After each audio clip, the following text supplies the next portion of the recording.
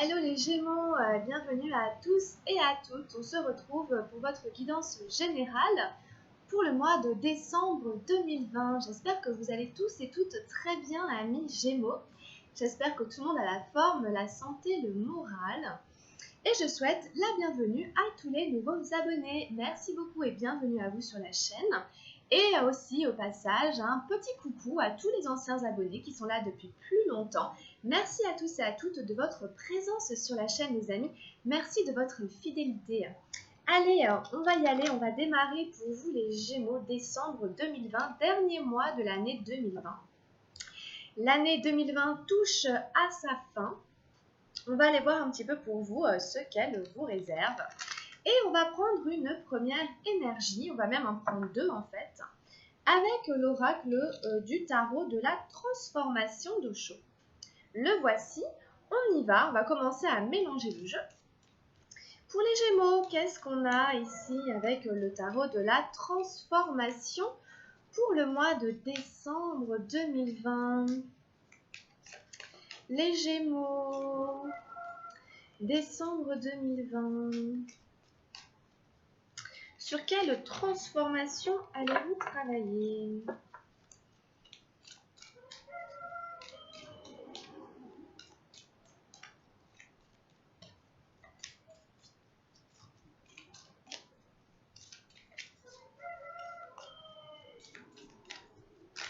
Alors, on y va.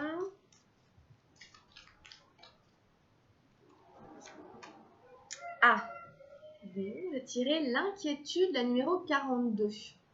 Ça faisait longtemps que je ne l'avais pas tirée, mais je l'aime bien, elle est sympathique, cette petite dame dans le bus ou dans le métro, qui tient son sac serré contre ses genoux parce qu'elle a peur qu'on le lui pique. Bon, est-ce qu'il y a peut-être un petit peu d'inquiétude?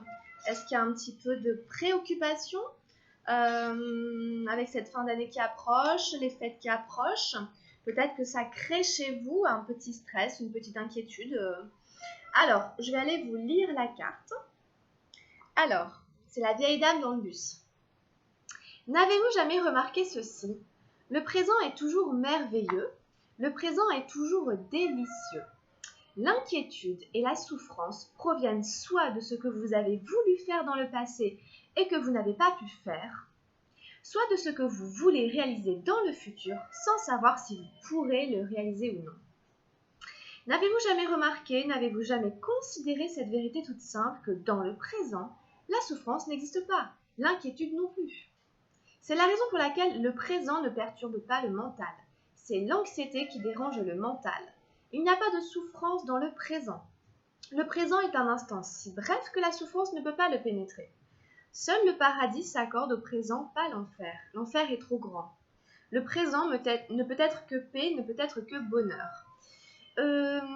Moi, ce que j'ai envie de retenir, c'est en effet, on commence à s'inquiéter quand on projette. Vous voyez, quand je projette sur le futur un éventuel échec ou un éventuel manque de confiance en moi, même inconsciemment, mes projections sont teintées de quelque chose qui fait que c'est angoissant en fait. Donc ici, on va vous inviter à pas trop projeter et à rester vraiment dans l'instant présent afin de ne pas être dans l'inquiétude, de ne pas ressentir trop d'angoisse, puisque dans l'ici tout de suite maintenant, en effet, il n'y a pas vraiment le temps ni l'espace pour s'inquiéter, en fait. Hein. Donc, je vous mets sur la carte et puis on va aller en prendre une autre. Donc, je pense que moi, je retiendrai ça principalement. Hop, alors voilà, je mets sur la carte. Évitez de vous projeter trop dans le passé, dans le futur. Et essayez de rester ici, maintenant, tout de suite. Et on vous dit que ça ira mieux. Si vous restez ici maintenant tout de suite. Alors, on en prend une deuxième. On prend une deuxième énergie pour les Gémeaux avec le tarot de la transformation.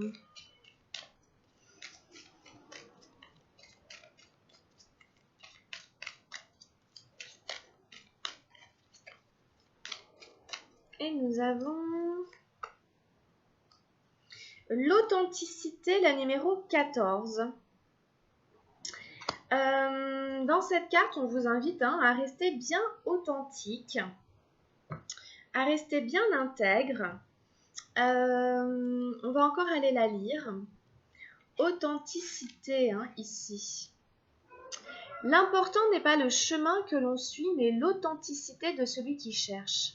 Laissez-moi insister sur ce point. Peu importe le chemin que vous empruntez, si vous êtes sincère et authentique, vous atteindrez le but. Certains chemins sont peut-être plus difficiles que d'autres, certains traversent une nature luxuriante et d'autres des déserts. Certains chemins parcourent de splendides paysages et d'autres ne traversent rien. C'est encore autre chose, mais si vous êtes sincère, honnête, authentique et vrai, alors tout chemin mène au but. Le véritable chemin se résume donc en une seule chose, la sincérité. Quel que soit le chemin que vous empruntiez, si vous êtes sincère, chaque chemin vous conduira au but. L'opposé est également vrai. Quel que soit le chemin suivi, si vous n'êtes pas authentique, vous n'atteindrez rien. Les chemins ne sont qu'accessoires, l'essentiel c'est d'être sincère, d'être vrai. On vous dit aussi que l'important c'est de cheminer dans la sincérité, dans l'authenticité, plutôt que de courir après un résultat et qu'en fait la manière qu'on a de courir elle est pas juste, elle est pas vraie. Hein. Donc on vous dit que vraiment c'est ça ici. Hein. Il y a des chemins qui sont plus difficiles que d'autres, des chemins qui sont plus escarpés que d'autres. Il y a des chemins dans lesquels on est plus inquiet parce que le chemin il est un peu plus sombre, on est un peu dans l'obscurité, on voit pas très clair, mais c'est un chemin quand même et on nous invite à vraiment rester sincère, authentique et vrai. C'est vraiment l'authenticité de celui qui cherche en fait. Hein. Donc voilà un petit peu avec le tarot de la transformation, ce sur quoi on vous invite à travailler ici au mois de décembre 2020, les amis Gémeaux.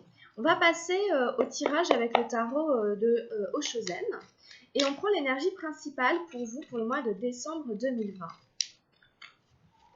Oups, on va prendre celle-là. Alors, au niveau des énergies matérielles, qu'est-ce qu'on a ?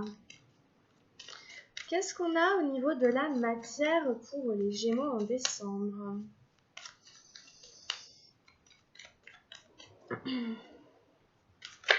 Oups, on va prendre celle-là.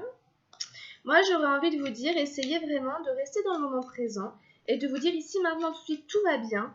Ce ne sont jamais que les projections que je fais sur le futur ou sur le passé, etc., qui créent de l'angoisse. Donc, apaisez vraiment votre souffle, votre respiration, revenez ici et maintenant. Et puis, évidemment, essayez de rester tout le temps sincère, tout le temps intègre, même si le chemin, des fois, il se met d'embûches. On essaie de rester fidèle à soi-même, à ses valeurs, à ses conceptions et à se respecter soi-même.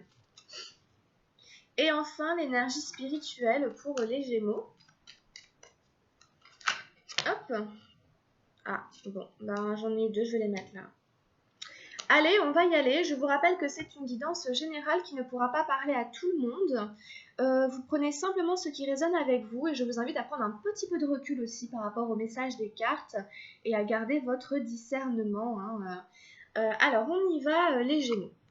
Donc, on a eu la 2 d'eau ici, l'amitié en plein milieu du tirage. Donc, ça veut dire que pour décembre, il y a un ami, une amie sur laquelle vous pouvez compter, sur laquelle vous pouvez vous appuyer.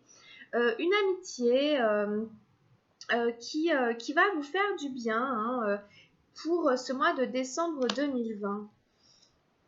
Alors, dans la vie matérielle, on a eu la 12 des arcanes majeures, la nouvelle vision. Dans la vie du mental, on a eu la 8 arc-en-ciel, la banalité. Dans la vie émotionnelle, on a eu la guérison, le roi d'eau. Très bien, très bonne carte. Et dans la vie spirituelle, on a eu le cavalier des nuages, la lutte. Et on a eu le guide, la 3 d'arc-en-ciel. Bon, alors, nous avons deux énergies arc-en-ciel, la 8 et la 3. Nous avons deux énergies d'eau, la 2 et le roi, une arcane majeure. On n'a pas d'énergie de feu, on n'a pas d'énergie non plus. Bah c'est tout. Après, on a du mental quand même un petit peu. Alors, ce qu'on voit dans votre tirage, hein, c'est qu'apparemment, il y a une guérison qui arrive pour vous en décembre au niveau émotionnel affectif. Peut-être que c'est cet ami ici qui peut venir vous aider. Peut-être, voilà, si vous êtes proche de quelqu'un qui fait des soins, ou peut-être qui peut vous orienter vers quelqu'un qui soigne, etc. En tout cas, vraiment, voilà, je reviens un petit peu à cette carte. C'est une très jolie carte. On voit deux arbres qui se confondent, qui communiquent entre eux. Les couleurs se mélangent. Et donc, du coup, ça veut dire que c'est quelqu'un avec qui vous vous entendez vraiment très bien, avec qui vous pouvez avoir des idées complémentaires, enrichissantes, avec qui vous pouvez communiquer de manière épanouissante et de manière fructueuse. Donc, servez-vous de cet ami qui est là. Ça va vraiment ici être au centre de votre tirage. Vous reliez à une amie, à un ami, sur qui vraiment vous pouvez compter de confiance. D'accord ? Donc, dans la vie matérielle, nous avons la nouvelle vision. Donc, c'est l'idée de changer de point de vue par rapport à sa vie matérielle, par rapport à son confort, par rapport à sa maison. C'est peut-être avoir une nouvelle conception, par exemple, de sa manière de vivre. Par exemple, si on vivait dans une maison, je dis un petit peu n'importe quoi, on se dit, bah tiens, maintenant j'ai envie de vivre en caravane. Ou alors, je vais à la campagne, maintenant je vais aller vivre en ville. Je sais pas, c'est adopter une nouvelle manière de voir sa situation au niveau financier aussi, par rapport à comment gagner de l'argent. Par exemple, je gagnais de l'argent comme ça, en fait, je vais peut-être essayer de faire comme ça. Ou par rapport à un travail. Voilà, on change de point de vue, en fait. On est dans cette phase où on commence à observer la situation sous un angle différent. Vous voyez, vraiment, c'est un personnage qui a changé de position, qui était accroupi au sol, en vert, et puis qui s'est déployé, ce qui lui permet maintenant d'observer le ciel et les étoiles, qu'avant il ne voyait pas. Donc c'est aussi avoir un nouvel horizon, une nouvelle perspective, et donc de nouvelles idées, tout plein de nouvelles choses en fait comme ça qui peuvent germer dans votre esprit, parce que vous adoptez un nouveau regard sur la situation matérielle dans laquelle vous êtes. Donc, vous êtes en train de changer ici, de positionnement par rapport à la vie matérielle. Donc, il faut prendre le temps aussi que cette nouvelle vision s'enracine, prenne bien chair, etc. pour ensuite se concrétiser et se manifester.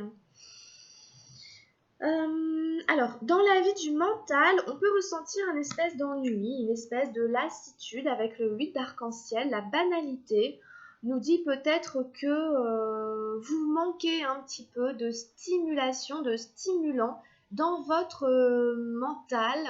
Donc, peut-être c'est un manque de nourriture aussi intellectuelle ou quelque chose qui vous fait animer, agiter vos petites cellules grises, votre petite matière grise.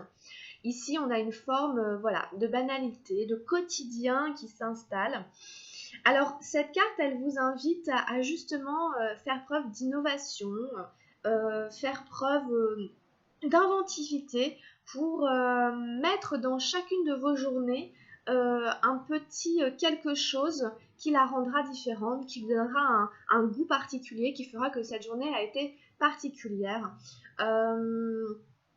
Par exemple, ça peut être, je sais pas, lire les pages d'un certain livre ou alors aller chercher une information ou aller chercher quelque chose qui va nourrir votre mental et faire qu'aujourd'hui, vous avez appris quelque chose que vous ne connaissiez pas hier, par exemple. Ou peut-être là, c'est à vous, en fait, à vous tourner vers des choses qui pourraient stimuler votre esprit, votre mental. C'est ce qu'on voit dans la carte. On voit un personnage qui est en train de ramasser des fleurs. Et vous voyez, on voit bien que sur un côté, elles sont toutes de la même couleur, elles sont toutes vertes. Et le personnage risque de n'avoir que du vert dans son panier si il ne va pas lui-même chercher des fleurs de certaines couleurs de l'autre côté. Donc c'est à lui à traverser ici pour aller chercher les fleurs de l'autre côté. Donc voilà, c'est un petit peu ce qu'on vous dit. C'est à vous à aller ramasser, à aller cueillir des choses pour que votre mental ne se sente pas dans une espèce de routine qui pourrait le conduire à une forme d'un côté un peu morose, un côté un peu tout est toujours un peu pareil, ou un peu je m'ennuie. Vous voyez, voilà, c'est à vous à aller chercher un petit peu de couleur à mettre dans votre panier, d'une certaine manière, d'accord ? Alors, dans la vie émotionnelle, on a le roi d'eau, la très jolie carte du roi d'eau, la guérison.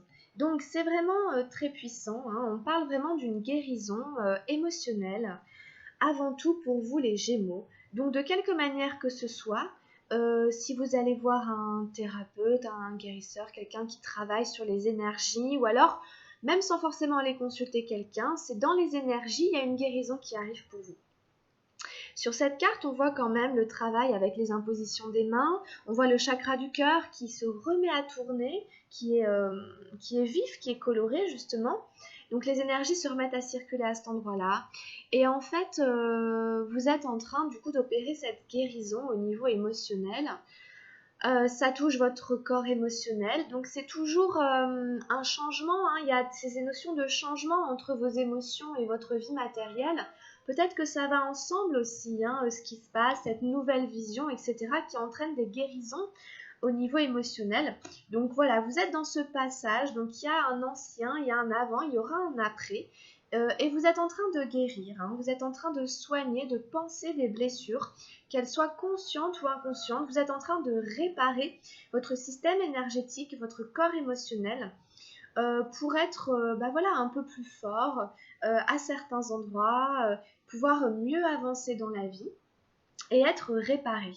Donc, vous retrouvez la santé ici au niveau émotionnel, mais ça peut toucher aussi un peu toutes les sphères de votre vie, hein. Là, ça touche le corps, les émotions. Donc peut-être on sort, hein, d'une certaine phase où on était un peu down, mais ça peut aussi voilà, relancer ensuite votre psychisme, etc., redonner une certaine pêche, peut-être qui faisait un peu défaut. À voir de quelle manière cette guérison arrive à vous et à quels endroits elle joue, hein. Mais derrière, il y a un regain d'énergie, hein, aussi. Attendez-vous du coup après décembre, à avoir un peu plus d'énergie, à être mieux, hein, à être mieux dans votre corps, mieux avec vos émotions, et du coup un mieux-être général en fait, hein, qui arrive. Donc c'est bien. Et puis dans la vie spirituelle, on a eu 2 cartes. Alors, on a eu le guide. Je vais commencer par celle-là. Alors c'est super d'avoir cette carte dans la vie spirituelle, parce que la carte du 3 d'arc-en-ciel représente l'ange gardien. Hein, on voit vraiment un ange ici qui arrive pour aider ce personnage qui a demandé de l'aide. Donc on vous rappelle que vous n'êtes pas seul, on vous rappelle que vous êtes guidé. Après, de manière générale dans votre tirage, c'est une invitation à aller chercher de l'aide, même auprès de vos amis. Et peut-être qu'il y a un ami, une amie qui est prête à vous aider, ok? Donc après, vous faites les liens, hein, hein, que les choses vont vous amener, hein, c'est un chemin, comme on a vu, hein. Donc du coup, on vous rappelle, hein, d'aller demander, d'aller chercher de l'aide, que ce soit encore une fois dans le visible ou l'invisible. Il y a peut-être des personnes en chair et en os, des thérapeutes, etc., des gens qui sont prêts à vous aider. C'est aussi à vous, hein, comme on l'a vu tout à l'heure, à aller cueillir, à aller chercher, à aller demander pour que les choses arrivent, hein, dans votre vie. Voilà, donc allez-y, quoi, demandez de l'aide. L'aide est là, l'aide se présente à vous, l'aide est là, hein, dans votre tirage en fait. On vous dit que vous êtes accompagné, il y a des amis, il y a des anges, c'est quand même bien, hein, vous avez de la chance quelque part que ça se présente aussi fortement dans votre tirage, hein. Il y a vraiment des êtres qui vous aiment et qui ont envie de vous aider, qui ont envie de vous donner des conseils, de l'affection, de l'amour, etc., vous voyez. Donc vous êtes guidé aussi, hein. Rappelez-vous que vous êtes guidé dans votre vie spirituelle, dans votre développement personnel. Vous avez, hein, une bonne étoile, tout le monde a une bonne étoile, donc vous êtes guidé. Donc gardez confiance et c'est peut-être aussi un message pour que vous communiquiez avec votre ange gardien, pour ceux qui y croient, hein, que vous émettiez des demandes, hein, très simplement, que vous fassiez voilà, une petite demande pour X choses dans votre vie, de l'aide justement. Vous pouvez lui demander de l'aide pour telle ou telle situation. Hein, si se présente à cet endroit-là, c'est une manière qui dit je suis là, donc pense à me demander, à formuler voilà, une aide de quelque manière que ce soit, ça coûte rien. On a eu aussi la lutte, alors à voir si jamais ça vous parle. Il peut y avoir une sensation de devoir lutter, hein, de devoir résister. Peut-être on a l'impression aussi des fois que les éléments, que la vie, etc. sont pas toujours en notre faveur, que le chemin est semé d'embûches, qu'on a des conflits intérieurs et que ça se joue même sur un plan spirituel. Donc évidemment, alors après, À voir, peut-être que c'est aussi ça qui se guérit progressivement, à voir où est cette espèce de blessure ici, si elle est d'ordre spirituel, voilà, à quel endroit elle se situe, à quel endroit vous êtes un petit peu en conflit avec votre moi supérieur, hein, on va le dire comme ça. Et est-ce que vous avez voilà, une espèce d'armure autour de vous qui peut aussi freiner la communication quelque part, hein, avec ce moi supérieur, avec ce guide, parce qu'on se surprotège, parce qu'on a été blessé. Évidemment, chaque blessure de la vie nous met un peu des fois en conflit avec la vie elle-même. Alors à nous à guérir ça, hein, pour continuer à évoluer, continuer à avancer, hein. Donc à voir ici, si jamais il y a des choses comme ça, si jamais ça vous parle.